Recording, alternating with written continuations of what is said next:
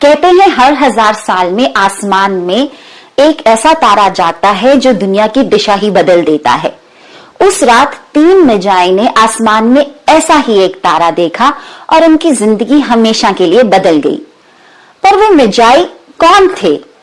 वे साधारण यात्री नहीं थे, बल्कि पूर्व से आने वाले ज्ञानी, खगोल शास्त्री और दार्शनिक थे। वे थे मेल्कियोर, जो फारस या ईरान से थे, बाल्थजर, जो कहा जाता है बेबीलोनिया या अफ्रीका से थे, और गैस्पर, जो कहा जाता है प्राचीन अरब या भारत से थे। तीनों एक ही रहस्य की खोज में।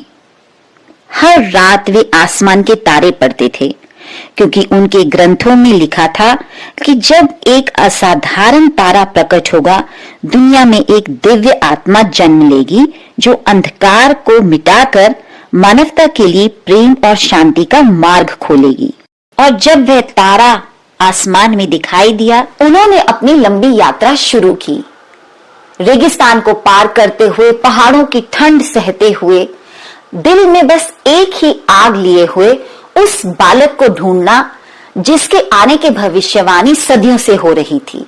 वे खाली हाथ नहीं थे, वे अपने साथ 3 उपहार लेकर चल रहे थे और हर उपहार एक अनूठा प्रतीक बना।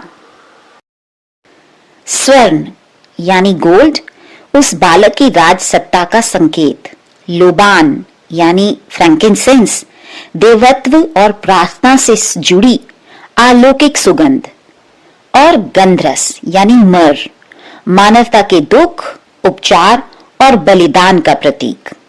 और जब वे आखिर उस छोटे से बालक के सामने पहुंचे, उन्होंने महसूस किया कि वह तारा सिर्फ आकाश में नहीं चमक रहा था, बल्कि उसी कमरे में उस बालक की आंखों में था। तो इस क्रिसमस जब आप भी आसमान में कोई चमकता हुआ तारा देखें, तो याद रखिए, हर रोशनी के पीछे एक रहस्य होता है, एक संदेश होता है जो शायद आपके जीवन में आशा की नई किरण का प्रतीक हो।